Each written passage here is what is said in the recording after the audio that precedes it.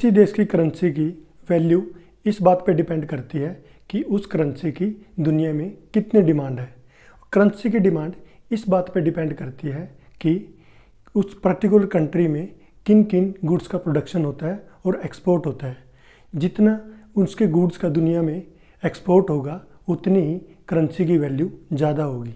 जैसे कुवैत की जो करेंसी है वो दिनार है, वो दुनिया की सबसे महंगी करेंसी है। उसका रीज़न ये है कि कुवैत एक बड़े लेवल पे ऑयल प्रोडक्शन करता है और ऑयल की पूरी दुनिया में डिमांड है, इसलिए उसकी करेंसी की वैल्यू बहुत ज़्यादा है। वहीं अगर भारत की बात करें तो जब देश आज़ाद हुआ था उस टाइम भारत के रुपए की वैल्यू डॉलर के बराबर थी, लेकिन इसका मतलब $1 1 रुपये के बराबर था।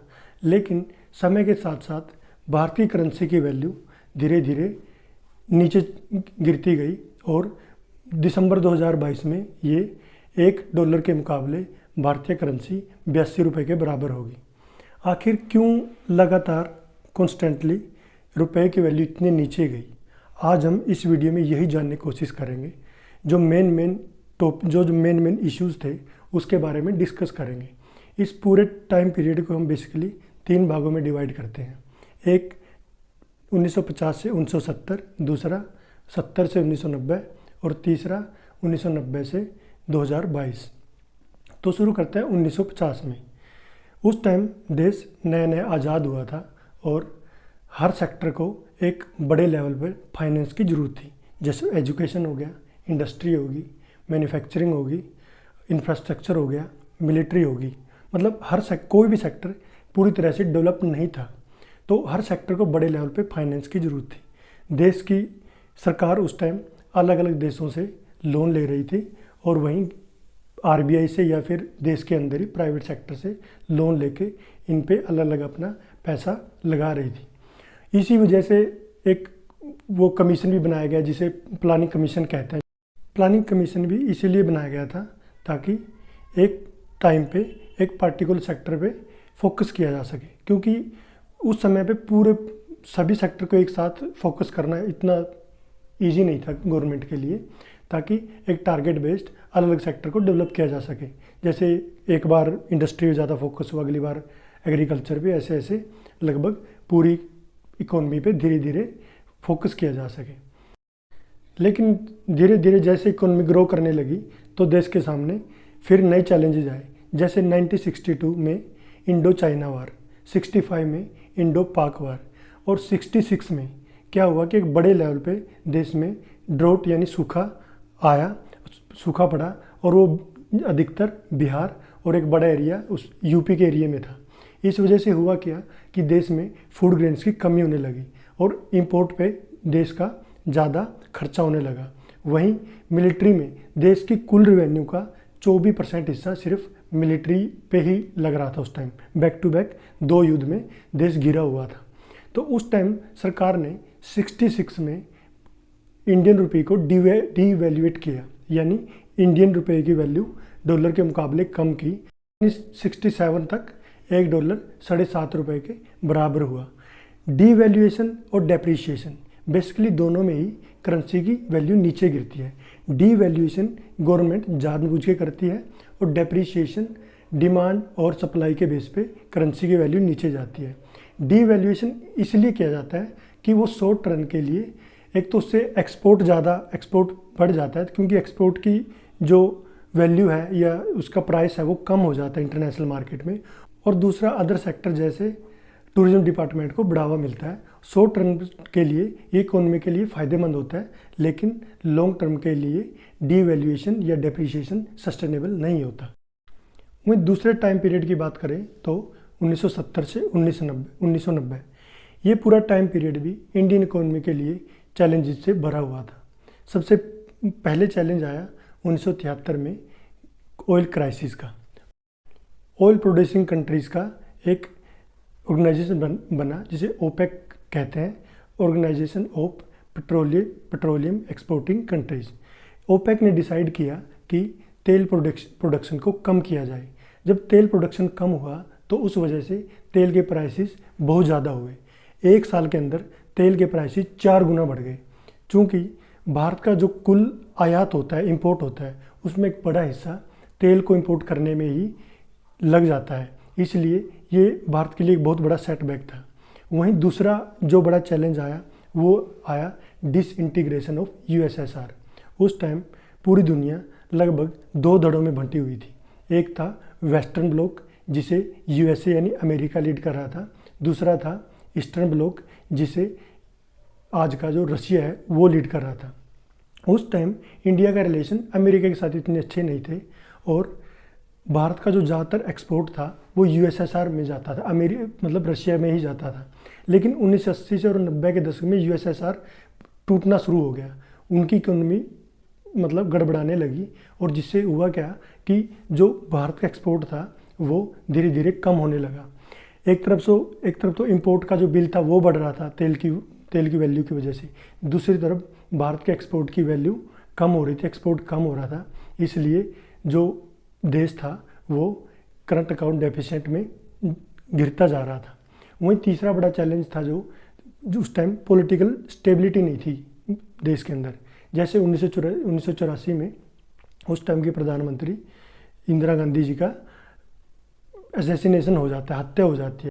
जब देश के हालात स्टेबल नहीं होते तो इन्वेस्टर बहुत कम आते हैं, इन्वेस्टर रिस्क नहीं लेते ऐसे हालात में। और अगला चैलेंज आया गल्फ वार, जिसमें हुआ क्या कि जो ऑयल प्रोड्यूसिंग कंट्रीज थी वहाँ पे इराक और कुवैत के बीच में वॉर हो गया, जिसकी वजह से एक बार फिर तेल के दाम दोबारा फिर बढ़े। और एक तो तेल के दाम बढ़े ऑयल, और दूसरा हुआ क्या कि जो उस टाइम बाहर इंडिया के बहुत से लोग वहाँ पे एनआरआईज थे और वो एक बड़ी मात्रा में इंडिया को मतलब पैसे भेजते थे जिसे रेमिटेंस बोलते हैं। तो रेमिटेंस में भी गिरावट आई।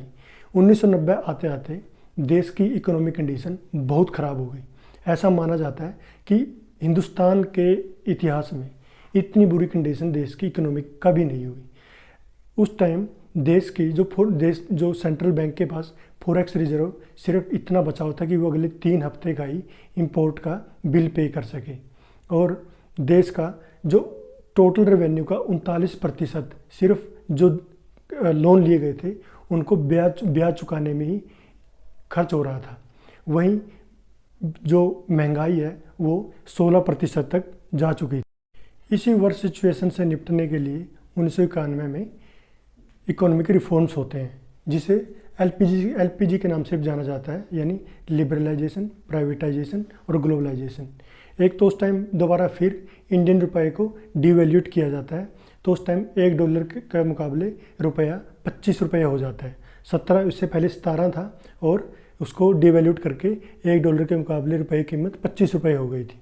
दूसरा क्या होता है कि मतलब जो सेंट्रल गवर्नमेंट है या आरबीआई है वो आईएमएफ के पास जाता है और उससे एक बड़ी मात्रा में गोल्ड रखता है उनके पास और उससे डॉलर्स लेता है। दोबारा फिर देश की इकोनॉमी में इन्वेस्ट होने लगता है डॉलर। लेकिन उसके मुकाबले आईएमएफ कई कंडीशन रखता है कंट्री के सामने, जैसे कि उसको इंडिया को अपनी इकोनॉमी ओपन करनी थी जो अलग अलग सेक्टर में ज़्यादा एफडीआई अलो कर सके। और ये बाद में एक बहुत ही मतलब इंडिया की इकोनॉमी के लिए एक वरदान साबित हुआ जो 1991 के रिफॉर्म थे। फिर तीसरा टाइम पीरियड की बात की जाए तो 1990 से 2022। इसमें सबसे पहला 1993 में स्टेप लिया जाता है। इंडियन रुपये की वैल्यू फ्री फ्लोटिंग सिस्टम के हिसाब से डिसाइड होती है। मतलब इसमें होता क्या है कि रुपये की वैल्यू जैसे हर रोज़ पेट्रोल की वैल्यू डिमांड और सप्लाई के बेस पे कम ज़्यादा होती रहती है, रुपये की वैल्यू भी अब हर रोज़ डिमांड और सप्लाई के बेस पे डिसाइड होगी। मतलब उसके बाद वही फिर कारगिल, पाकिस्तान के साथ कारगिल में वार होता है। उसके बाद मतलब ऐसे ऐसे देश रुपया लगातार नीचे गिरता जा रहा था। देश के हालात इतने अच्छे नहीं थे, इकोनॉमिक कंडीशन इतनी अच्छी नहीं थी। वैसे एफडीआई भी आ रही थी। फिर 2004 तक 5 तक आते आते जो इंडियन रुपीज़ था वो डॉलर के मुकाबले 29 रुपये हो जाता है। 2005-06 में देश की इकोनॉमी दोबारा ग्रो करने लगती है और रुपीज़ की वैल्यू एक मतलब डॉलर के मुकाबले बढ़ने लगती है। उसका रीज़न यही था कि एक तो एफडीआई बहुत ज़्यादा आ रहा था इंडिया में। जो इंडिया का आईटी सेक्टर है, बीपीओ है, ये स्टॉक मार्केट है वो बहुत बड़े लेवल पे बूम हुआ और इससे एक्सपोर्ट में हेल्प हुई और जिस वजह से दोबारा इंडियन रुपये की वैल्यू इंडियन रुपये मजबूत होने लगा और 2007 तक आते आते इंडियन रुपये डॉलर के मुकाबले 39 हो गया। मतलब 2005 में 49 से जहाँ 49 था 2007 में वो 39 होगा, बहुत मजबूत 10 रुपये का गैप आ गया। लेकिन 2008 में दोबारा फिर दुनिया में रिसेशन आ जाता है। अब रिसेशन आते ही इंडियन रुपये को बहुत बुरी तरह इम्पैक्ट करता है। उसकी वजह क्या होती है कि जैसे जब भी रिसेशन आता है जो बड़ी कंट्रीज़ हैं जैसे यूएसए, वो क्या करती है कि वहाँ का फेडरल बैंक क्या करेगा कि अभी 2023 में भी ऐसा इकोनॉमिस्ट का मानना है कि शायद दोबारा रिसेशन आ जाए, तो वहाँ का फेडरल बैंक क्या करेगा कि ब्याज दरों को बढ़ा देगा। जैसे ही वहाँ की ब्याज दरें बढ़ेंगी, जो इन्वेस्टर होंगे दुनिया के जिसने अलग अलग कंट्री में इन्वेस्ट किया हुआ है, जैसे इंडिया में भी जिन्होंने इन्वेस्ट किया हुआ है, वो प्रेफर करेंगे कि क्यों ना यूएस डॉलर में इन्वेस्ट किया जाए, क्योंकि वहाँ उनको एक ज़्यादा रिटर्न मिलता है और अनसर्टेनिटी से भी बचा जाए, तो वो एक स्टेबल मार्केट होगी। इस वजह से डॉलर की डिमांड बढ़ने लगती है और डॉलर की जो प्राइस है वो ऊपर चले जाते हैं, डॉलर और मजबूत होता है और कंपैरेटिवली इंडिया का रुपये कमज़ोर होता है। और ये 2008 से लगातार इंडियन रुपये कमज़ोर होता गया और 2013 में इंडियन रुपये डॉलर के मुकाबले 56 था। फिर इसके बाद ऐसे तो लगातार ही इंडियन रुपये डॉलर के मुकाबले कमज़ोर होता गया। 2016 में जो डिमोनेटाइजेशन हुआ उससे इंडियन इकोनॉमी का इम्पैक्ट अच्छा नहीं रहा। उससे क्या हुआ कि एक तो जो देश का कुल एक्सपोर्ट था वो कम हुआ और अनऑर्गेनाइज्ड सेक्टर इंडिया का उससे बुरी तरह प्रभावित हुआ और जो छोटी छोटी स्मॉल इंडस्ट्री थी उनके पास वो कैश नहीं था, तो उनकी जो प्रोडक्शन थी वो लगातार कम होती रही और ऐसे करके इंडिया रुपीज़ भी लगातार वीक होता गया और ये 2016 के लास्ट में इंडियन रुपये डॉलर के मुकाबले 68 हुआ। फिर वही अगला इम्पैक्ट आया जो वर्ल्ड लेवल पे आया, कोविड, और फिर वही इंडियन रुपये लगातार नीचे आता गया और दिसंबर 2022 तक इंडिया रुपये डॉलर के मुकाबले 82 हुआ। तो ये ओवरऑल स्टोरी थी जो 47 से लेकर 2022 तक, जिसमें इंडियन रुपये को डॉलर के मुकाबले दर्शाया गया है। वैसे और भी कई सारे फैक्टर होते हैं, लेकिन मेनली जो बड़ी घटनाएं थी उसमें इसका इस वीडियो में जिक्र किया गया है। आई होप आपको आज का वीडियो इन्फॉर्मेटिव लगा होगा। थैंक यू, धन्यवाद।